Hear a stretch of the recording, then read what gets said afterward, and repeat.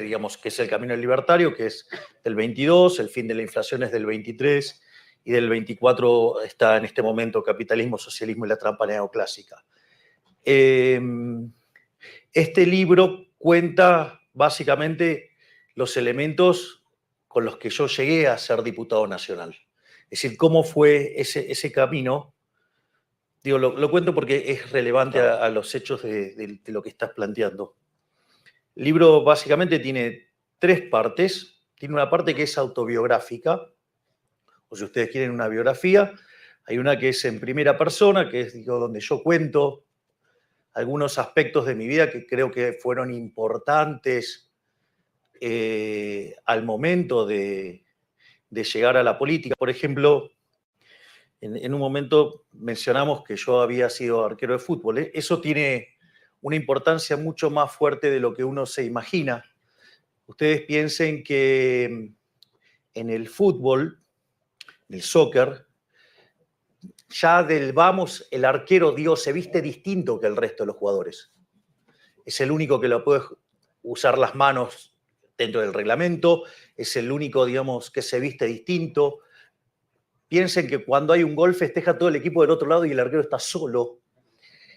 El arquero además entrena solo, y si un delantero erra un gol no hay problema, pero si el arquero, digamos, comete un error, es gol en contra. Por lo tanto, eso tiene un efecto muy fuerte, digamos, sobre la personalidad, y eso hace que, digamos, sea un tipo de carácter fuerte, por decirlo de alguna manera. O por otra parte, digamos, a veces también, digamos, han hecho foco sobre, digamos, mi aspecto físico. Bueno, cuando dejé de jugar al fútbol y me dedicaba a estudiar de manera intensa en medio de, digamos, como consecuencia de la hiperinflación de 1989, que la inflación mayorista ese año llegó a cerca del 5.000%. Yo recuerdo que estaba en primer año de la facultad y estudiaba que cuando los precios suben, la cantidad demandada baja. En ese momento había unas chicas que pasaban con tiqueadoras. Es más, en ese momento después se puso el código de barras. Estamos hablando en el año 89, soy un señor grande, ¿no? Digo, tengo 53 años.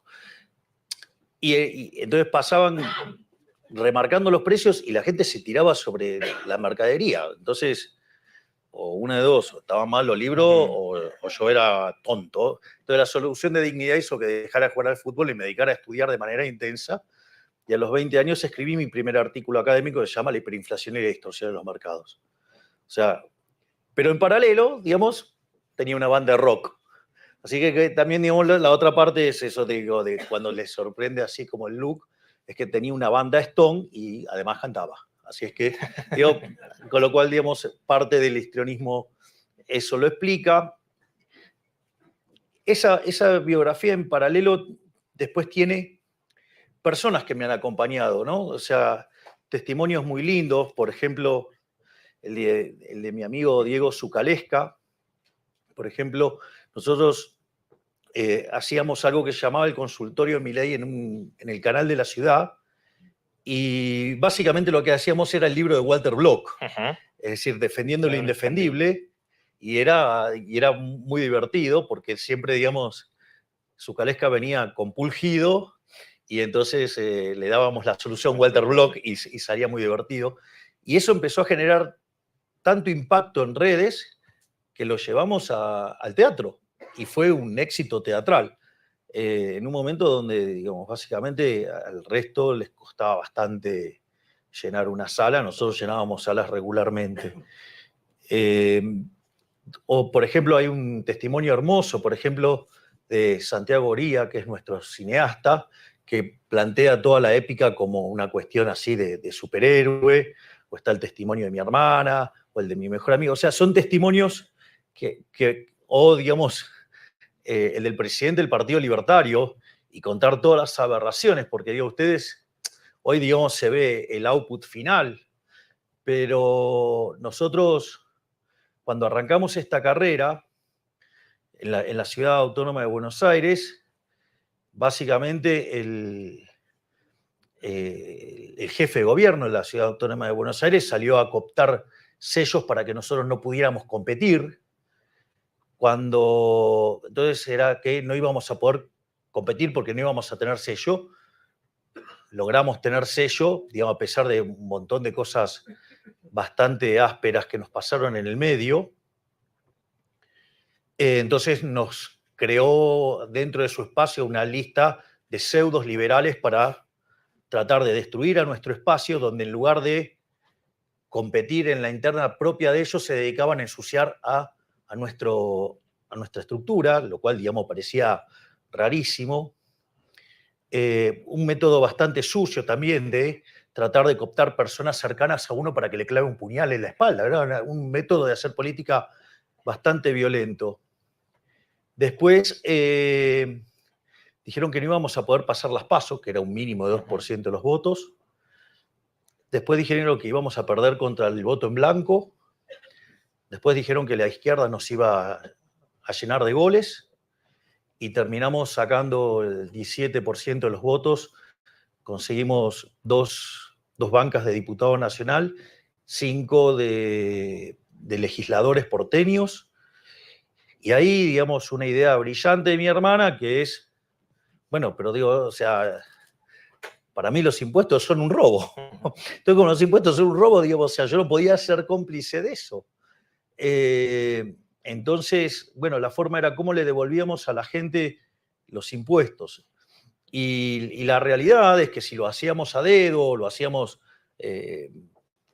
con algún criterio de esas características, casi que me sentía como que era un político más haciendo, digo, redistribución del ingreso. Entonces, digo, me ponía también bastante incómodo y al jefe, a mi hermana, digamos, genialmente se ocurrió, ¿por qué no lo sorteamos? Cuando quisimos hacer el primer sorteo, había más de 1 millón de invitados, de anotados, lo cual dijimos, esto es una cosa más interesante. Y entonces hicimos un acto en Mar del Plata y fueron más de 10.000 personas. Entonces dijimos, me parece que esto está para otra cosa. Y bueno, terminé siendo presidente.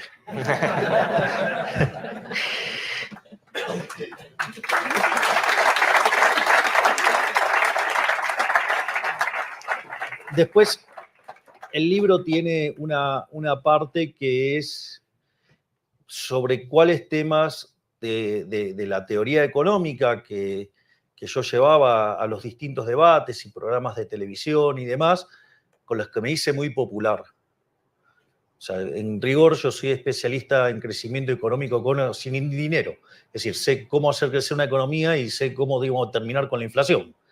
Entonces, digo, en esos temas, justamente, un país que lleva de ser el país más rico del mundo, hoy es 140, un país que recibía gente de todo el mundo, que hoy tiene más de 50% de pobres, más de 10% de indigentes. Es decir, en el país que produce alimentos para 400 millones de seres humanos, con una presión fiscal del 70% en el sector que produce alimentos. Es decir, que el maldito Estado se lleva el alimento de 280 millones de seres humanos, hay 5 millones de argentinos que no le alcanza para comer. Muy eficiente. Entonces, en ese contexto, digamos, además, cuando yo empecé a ir a la tele, estaba más solo que Adán en el Día de la Madre. Porque, digamos, eran todos socialistas, todos colectivistas, todos políticamente correctos. O sea, y lo único que, digamos, o sea, y era luchas desiguales. Eran 15-1, no es que, digamos, o sea, Gladiator era un chiste al lado de lo que me tocaba a mí.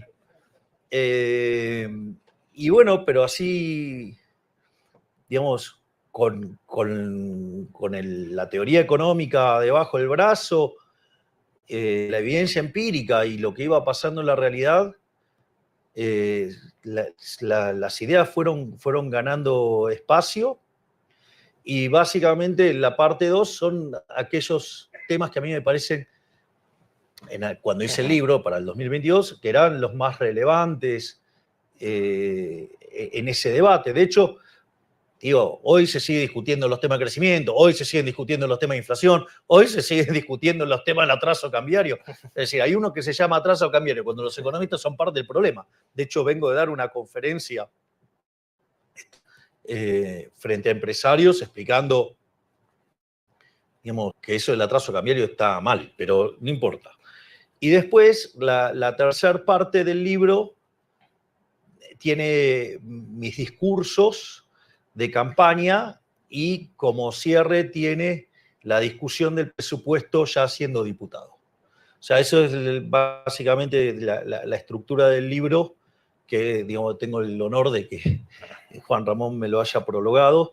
Y cuando digo liberalismo, digamos, ya lo sabés, digamos, yo suelo apalancarme sobre la definición que ha dado nuestro máximo prócer de la CIE, la libertad en Argentina, que es el profesor Alberto Venegas Linchijo, que dice que el liberalismo es el respeto irrestricto del proyecto de vida del prójimo basado en el principio de no agresión, esto es un tema no menor, lo remarco, y en defensa del derecho a la vida, a la libertad y a la propiedad.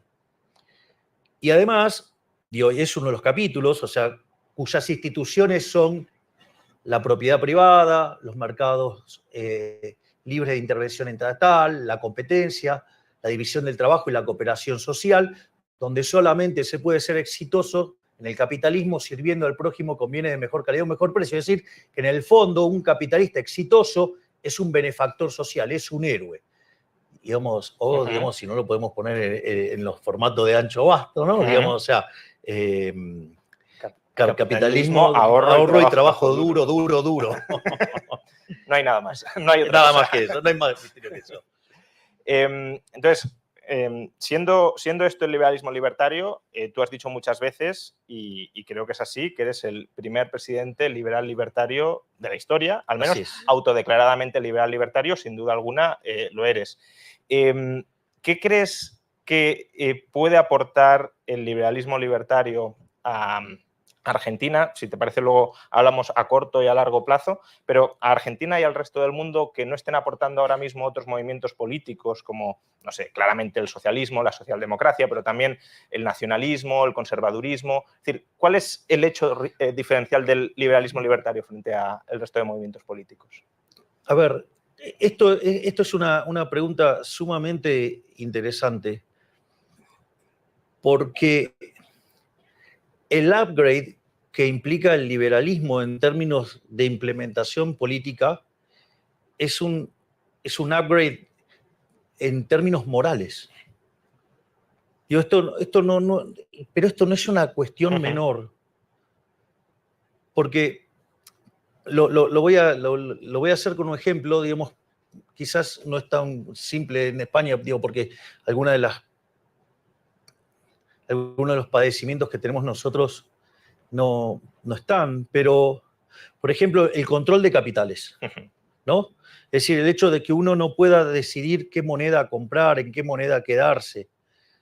Bueno, eso por ejemplo, es una salvajada, digo, y es profundamente inmoral. Entonces, por ejemplo, ¿por qué ocurre eso? Porque Argentina, digo, genera como consecuencia de esa frase nefasta que le gusta a todo el surderío, que es de donde hay una necesidad nace un derecho.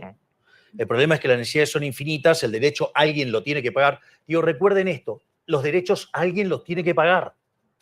Y como los recursos son finitos, ahí aparece el gran problema, digo, que se manifiesta como déficit fiscal, en general, cuanto más inmoral es un político, lo financia con deuda. Vean que siempre la dimensión moral, o sea, y esto el liberalismo lo aporta de lleno. ¿Por qué es inmoral la deuda? La deuda es inmoral porque la fiesta de hoy se lo esté pasando a las generaciones futuras. Es como que nosotros nos fuéramos todos de fiesta y le pasemos la cuenta a nuestros nietos. ¿Cómo lo calificarían? Pondrían una cosa bastante fea. Entonces, o por ejemplo, digamos, financiarlo con emisión monetaria, que es un impuesto no legislado. Digo, los impuestos son un robo y este también es un robo. En realidad, el verdadero robo es el señoriaje, es la emisión de dinero. Pero no solo eso, sino que además es profundamente regresivo. Entonces pega con más fuerza sobre los más vulnerables. Es decir, en Argentina, por ejemplo, pasa que los mayores fanáticos del señoriaje y del impuesto inflacionario son los progres. Y son una máquina de producir pobres. Y lo otro directamente son los impuestos, que directamente es un robo, es una confiscación. Entonces, ¿qué es lo que pasa? Cuando se quedan ya sin recursos, terminan yendo por la emisión monetaria. Y eso empieza a generar inflación. Como no les gusta la inflación, digo, porque es un efecto nocivo y que a la gente le molesta, entonces, ¿qué es lo que hacen? Para tratar de controlar los precios, fijan el tipo de cambio. Y al fijar el tipo de cambio se empiezan a perder reservas. Digo, de manual. Entonces, como no les gusta perder de reservas, ¿qué hacen? Ponen control de capitales. El control de capitales no solo que está vulnerando la libertad de ustedes de decidir en qué moneda ahorrar, sino que además les está destrozando el consumo futuro, pero no solo eso, además los obliga a retener más de la moneda local. Por lo tanto, aumenta la base imponible del impuesto inflacionario por la fuerza. Es decir, entonces vean que el control de capitales, por ejemplo, es una política fuertemente inmoral, es una aberración. O, por ejemplo, esto es un ejemplo divertidísimo. Divertidísimo, salvo que haya que vivirlo. Otra de las cosas que hacen los políticos es en lugar de atacar las causas, van sobre los efectos, entonces ponen controles de precios. Entonces, por ejemplo, durante la última etapa del kirchnerismo, antes de que llegáramos nosotros al poder, entonces, ¿qué es lo que hizo el kirchnerismo? Frente al hecho de que estaban subiendo los precios y que no les cumplían los acuerdos de precio y aparecía el desabastecimiento, por lo cual también hay ley de abastecimiento, ley que nosotros hemos eliminado con el DNU. Pero no solo eso, sino que además es interesante. Entonces, ¿qué hicieron? Mandaron a la patota de los sindicatos con palos para controlar los precios. Entonces, digo, es que está claro que eso es una aberración. Ahora, un sector de la oposición, la crítica era, no hay que mandar a los patoteros, hay que mandar a la policía. Es decir, digo, el patotero legal. Es decir, entonces no es que, pero esto, es más, fíjense, terminan siendo más nefastos y más siniestros que los propios populistas kirchneristas, porque el populista kirchnerista mandó a los patoteros, se terminó el gobierno kirchnerista, nadie manda más a esos patoteros. Ahora, ¿qué es lo que hace? Digamos, esa parte, la oposición cobarde, que quería mandar a los uniformados a controlar los precios, es mucho peor, porque ¿qué es lo que hace? Manda una ley para que se haga eso. Con lo cual tienen un problema más grande, porque ahora tienen que además sacar esa ley que institucionaliza la violencia, cuando en realidad esto nunca debería haber ocurrido, porque ustedes no lo deberían haber hecho por respeto del derecho de propiedad. Y ahí está, digamos, el respeto, digamos, a la vida, a la libertad y a la propiedad, justamente. Entonces, fíjense cómo es importantísima la definición de liberalismo y las instituciones, y cómo la cuestión moral. Es decir, ¿por qué? Porque la violencia está mal, la expropiación está mal, entonces eso es una guía de la política económica. Y cuando uno le saca la pata opresora del Estado a la política, las sociedades florecen. Entonces, nosotros venimos de una decadencia de más de 100 años. O sea, a nosotros nos pasó literalmente como un sapo. Usted quiere cocinar un sapo, ¿cómo hace? Lo va a tirar en el agua caliente, salta el sapo. Entonces, ¿qué hicieron? Lo metieron en agua fría y después le pusieron las hornallas. Bueno, lo cocinaron. Lo cocinaron tanto y se fueron tanto de mambo que terminamos habiendo un presidente liberal libertario, lo cual, digamos, no es normal en condiciones normales de presión y temperatura. Pero lo más interesante de esto, bueno, de hecho yo siempre dije que mi caso era un canto al error tipo 2. O sea, el error tipo 1 es cuando usted hace todo bien y le sale mal. El error tipo 2 hizo todo mal y le salió bien. O sea, a ver, soy economista. La verdad que los economistas no son personas muy queridas. Digo, además, por el tipo de especialización que tengo, digo, uso mucha matemática y todas esas cosas, con lo cual el segmento es más chiquitito. Además, siendo especialista en crecimiento económico en un país enfermo de keynesianismo, menos. Y además, liberal en un país de zurdos. Es imposible. O sea, bueno, hicieron las cosas tan mal que acá estamos y estamos domando con mucho éxito la inflación. Nos dejaron plantada una hiperinflación, para que tengan una idea. Cuando nosotros llegamos, la inflación estaba corriendo al ritmo del 1% diario, es decir, al 3.700 anual. En la segunda semana de diciembre ya estaba al 7.500. La inflación mayorista del mes de diciembre estaba en 54%, que anualizado da 17.000. Y bueno, hoy, digamos, se va a estar conociendo también los datos de inflación mayorista con un derrumbe verdaderamente fenomenal que muestra de la tarea enorme que estamos haciendo. Recibimos el país con...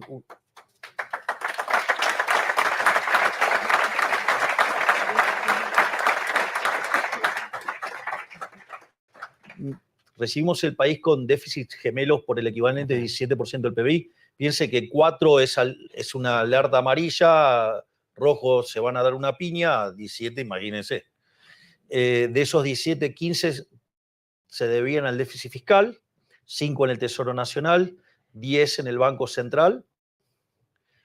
Nos decían que era imposible ajustar en el Tesoro más que un punto, y nosotros en realidad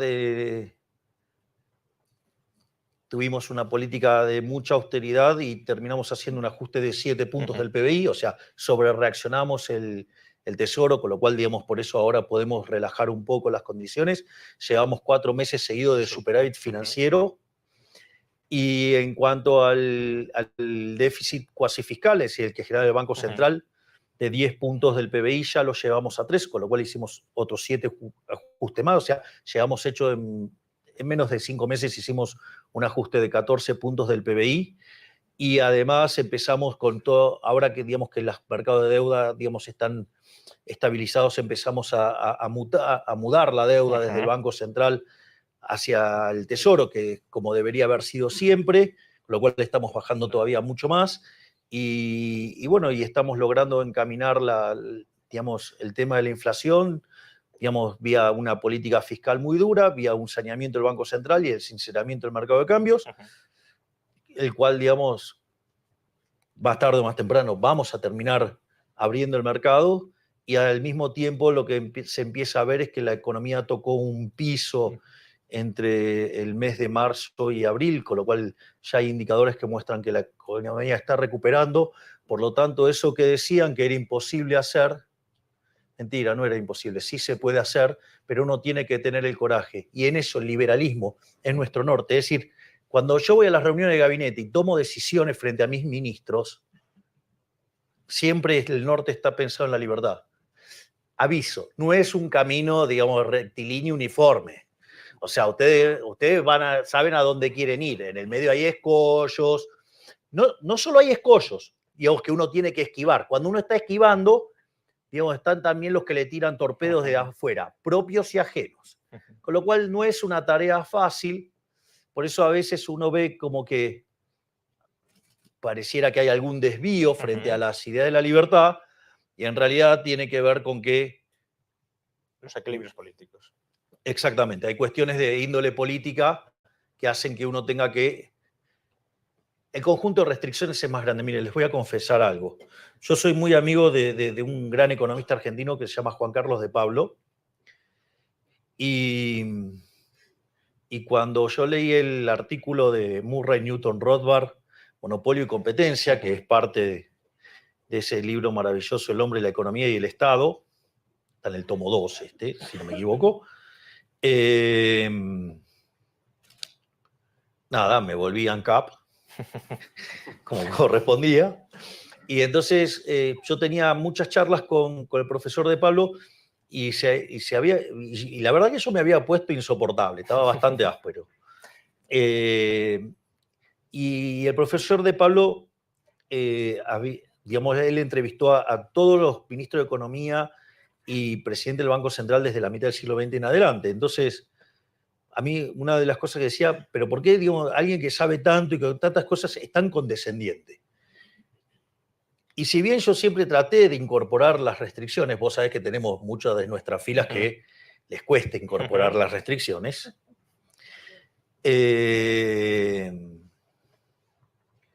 siempre lo traté de hacer, nunca me di cuenta, nunca creí que eran tantas.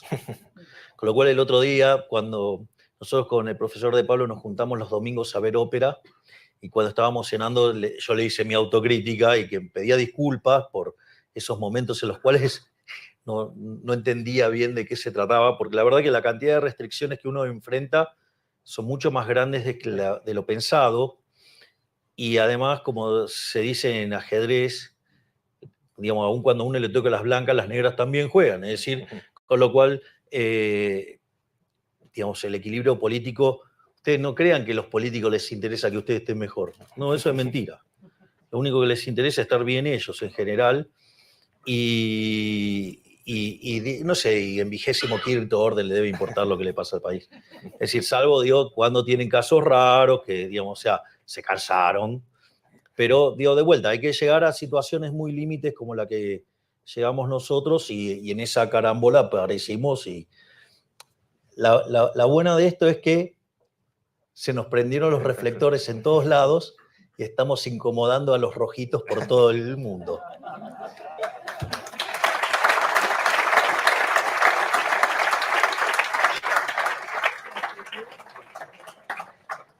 Una duda sobre situación y precisamente sobre horizonte. Ahora mismo, tú mismo lo has comentado, consideras inmoral el control de capitales, pero hay un cepo que por esas restricciones políticas estáis manteniendo. Después de eliminarlo, ¿cuál es el horizonte? Porque en los últimos días, yo al menos he leído titulares de estamos preparados para la dolarización, descartamos la dolarización. ¿Sigue en pie el plan de cerrar el Banco Central? Absolutamente.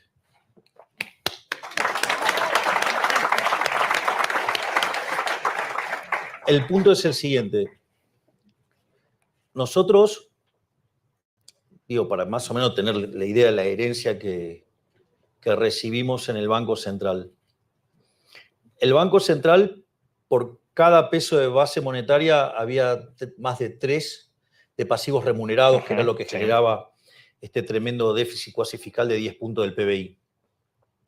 Al mismo tiempo había deuda con importadores, la famosa CIRA, que eran más de 50.000 millones de dólares.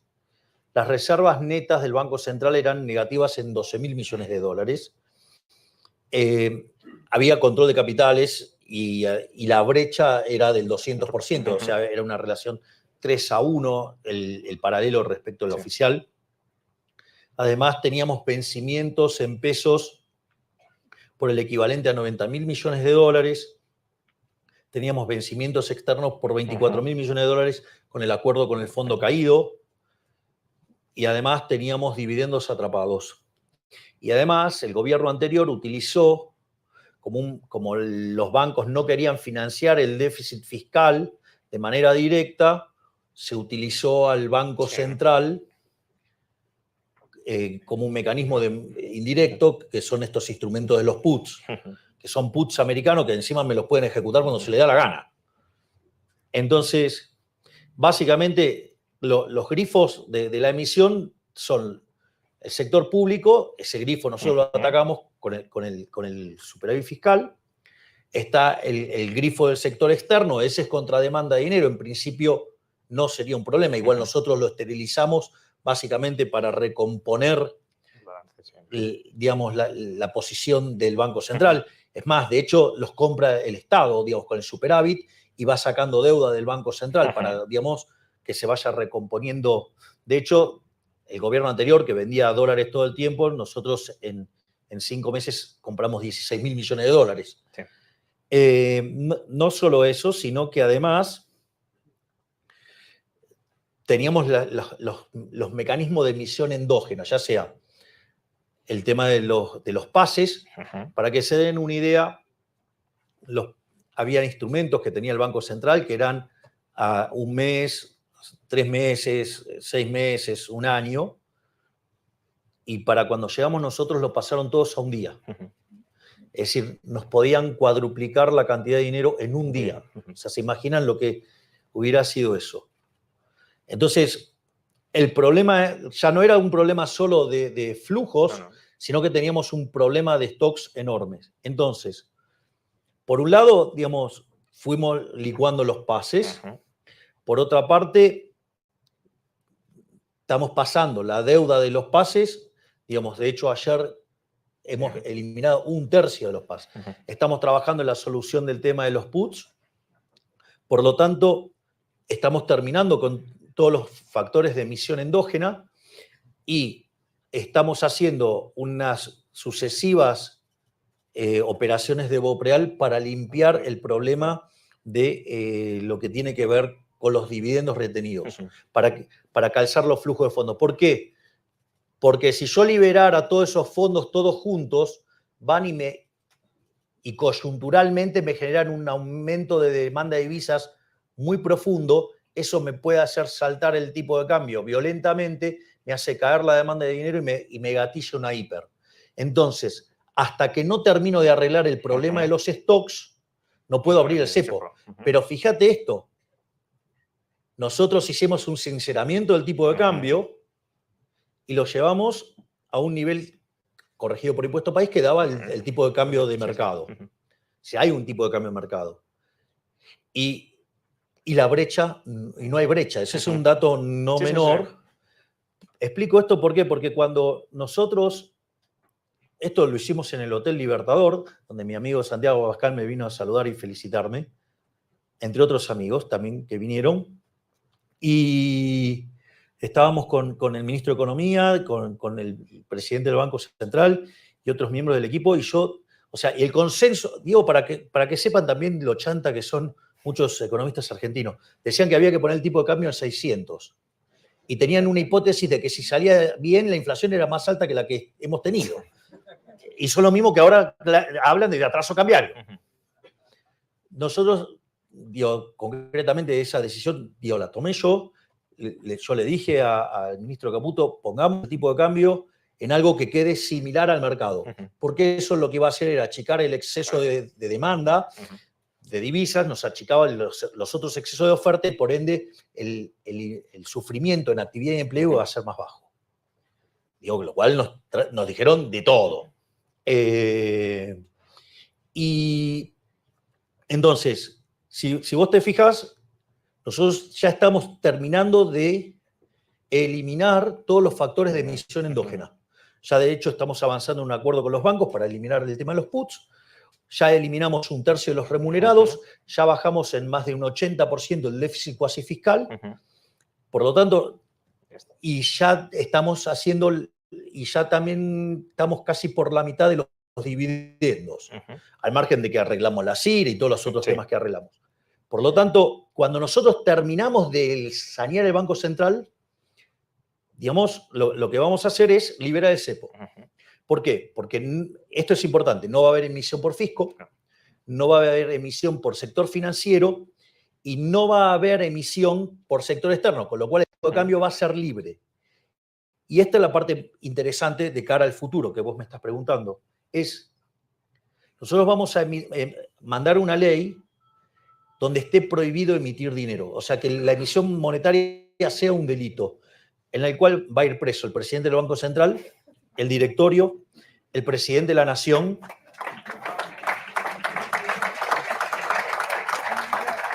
el ministro de Economía y todos los diputados y senadores que aprueben una aberración de esas características. Entonces, ¿qué es lo que va a dar como resultado eso? Una vez que nosotros hacemos esa apertura del cepo, ya no se puede emitir más dinero. Al no emitirse más dinero, los consecuentes aumentos de la demanda de dinero, si la economía empieza a crecer y empieza a recomponer el sendero intertemporal de consumo y demanda más dinero, esa monetización se va a hacer endógenamente por la gente, trayendo sus monedas extranjeras adentro de la economía. Entonces, ¿qué es lo que pasa? Obviamente que va a haber competencia de monedas y la gente va a determinar en qué moneda la quiere hacer, pero si vos te fijás en una economía que se expande con más demanda de dinero, que va a implicar mayor cantidad de dinero y que lo va a traer los individuos como moneda extranjera, la que ustedes quieran, supongamos que fuera dólar, para simplificarlo. Entonces va a haber más dólares dando vuelta a la economía y la cantidad de pesos sigue siendo la misma. Por lo tanto, en un momento, la cantidad de dólares va a ser tan grande respecto de los pesos que cerrar el Banco Central. Pero se cerrará. Se va a eliminar. Entonces, ahora estamos, digamos, en la fase de estabilización del paciente, que no es poca cosa, porque era un paciente terminal, absolutamente terminal, y además un paciente que ya había pasado muchas veces por este trance y siempre decepcionando a los mercados internacionales, a los ahorradores internos, es decir, siempre ha salido mal. Y ahora hay una perspectiva de que salga bien y de que salga con credibilidad y con las cosas bien hechas. Ahí tenés un punto muy fuerte lo que estás haciendo. Nosotros cuando asumimos el riesgo país era 2.900. Hoy es 1.200. Sí. Es decir, los bonos cotizaban $18. Hoy cotizan 60. Parece que hicimos algo. Algo en lo que confían los inversores. Ahora mismo decías que Argentina está atravesando, que ya ha tocado suelo, pero está justamente el ajuste necesario para sanear el sector público del Banco Central ha generado marzo, principios de abril, un parón de actividad. Ahora, digamos que empieza, según decías, a volver a reflotar la actividad. Pero claro, esto es la fase de estabilización. Y tú siempre haces hincapié en el horizonte. Dices, mi horizonte, dijiste en una entrevista, mi horizonte es Rothbard, mi horizonte es Hoppe. ¿Cómo ves el horizonte o cómo te planteas? Obviamente, tú tienes un mandato de 4 años, pero ¿qué planeas o qué prevés para el más largo plazo una vez superado esta fase crítica de estabilización, que no es poca cosa? Ok. Primero, y esto es un tema trivial, pero digamos no trivial para el público en general. Nosotros, cuando hacemos el ajuste, la única chance que había era de shock, al margen de que nosotros... Primero, la evidencia empírica en Argentina muestra que todos los planes de shock, sacando el del 59, todos fueron expansivos y exitosos, y todos los gradualistas terminaron mal. Pero además, para hacer gradualismo hay que tener financiamiento. Tampoco lo teníamos. Así que tampoco, digamos, o sea, yo soy enamorado del shock, pero tampoco había otra alternativa. Así que tampoco, digo, no me voy a hacer el agrandado ahí porque tampoco tenía otra. Así que estaba bailando con la que quería. Digo, bueno, el orden espontáneo me jugó a favor. Gracias, papá, Adam Smith.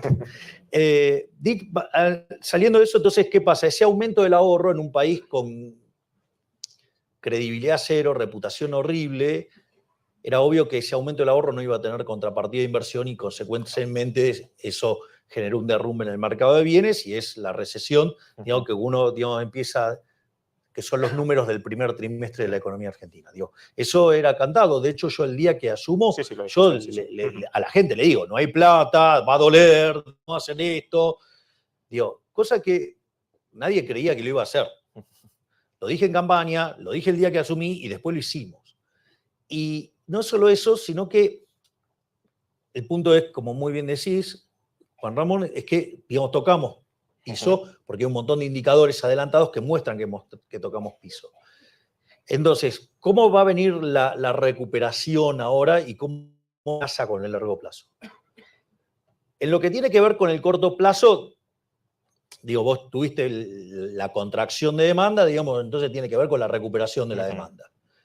La recuperación de la demanda se está viendo, por ejemplo, en la recuperación de los salarios reales, digo, con los salarios ganándoles a la inflación, con los salarios ganándole fuerte a lo que tiene que ver con alimentos y bebidas y productos que tienen que ver con el hogar, con las jubilaciones ganándole a la inflación, porque como ajustan por inflación rezagada y la inflación a la baja, por lo tanto está también mejorando eso. Entonces, eso es un componente, digamos, que va a recomponer. Después, otro componente que empieza a recomponer es el tema de la inversión. Aun cuando no hiciéramos reformas estructurales, el saqueo del populismo, o sea, 20 años de populismo consumiendo el capital, eso lo que hizo es que al destrozar el capital, la productividad marginal del capital es muy alta. Es decir, los retornos reales si ustedes lo quieren ver en términos de inversores, la TIR del flujo de fondo de la firma, sí, que es la que tienen que mapear contra el WACC, es enorme. Por lo tanto, digamos, o sea, hay oportunidades de inversión, aun cuando no hiciéramos nada. Y después hay otro elemento más, que es un impulsor de crecimiento hacia adelante, es que si nosotros hicimos un ajuste de 15 puntos del PBI, esos recursos que se llevaba el fisco para financiar a los parásitos, ahora va camino a financiar al sector privado. De hecho, de estar discutiendo la posibilidad de una hiperinflación en el mes de diciembre, hoy hablamos de créditos hipotecarios a 30 años. Parece que algo cambió. Entonces, en ese... Explícalo porque aquí probablemente mucha gente no lo sepa. En Argentina no había créditos hipotecarios. No, y de hecho el crédito al sector privado no financiero es 4 puntos del PBI, cuando cualquier país con niveles mediocres... 70, sí. A familias y empresas 120. Exacto. Entonces, en ese sentido, nosotros estamos haciendo esta recomposición y después nosotros hemos... Para que se den una idea, la reforma más grande de la historia argentina la hizo Menem, y esa reforma, esa ley era 1/5 de lo que es nuestra ley bases. Es decir, nuestra ley base es 5 veces más grande, y además, no solo eso, sino que el DNU son 300 y pico. Nosotros mandamos cerca de 1000 reformas estructurales, así de la nada. En 2 semanas. En 2 semanas. Y les voy a decir algo. Van a tardar más o menos, pero van a salir. Y se vienen 3000 más.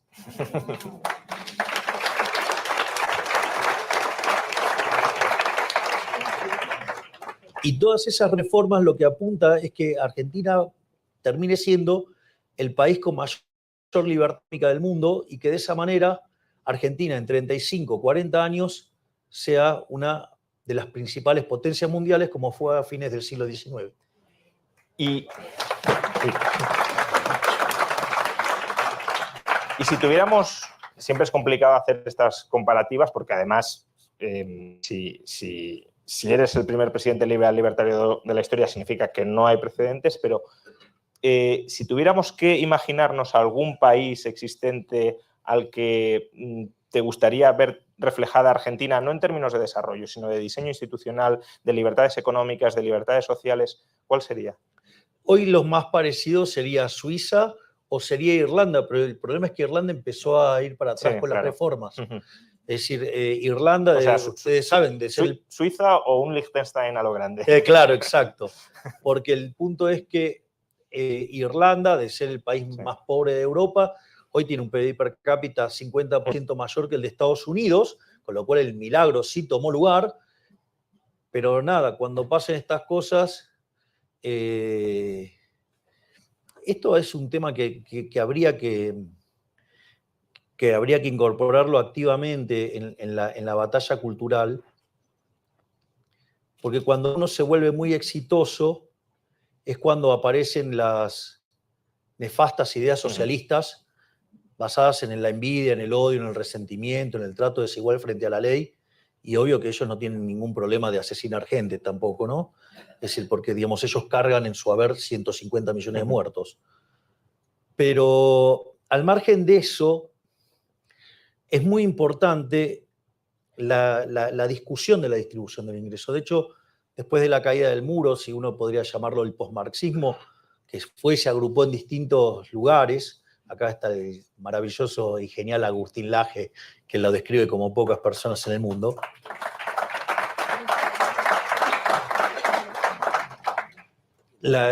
Trasladaron la idea de la lucha de clases a distintas cuestiones, y en la economía, digamos, la discusión sigue siendo de que no niegan la superioridad en el plano productivo del capitalismo, pero dicen que es injusto y que es insoportablemente injusto.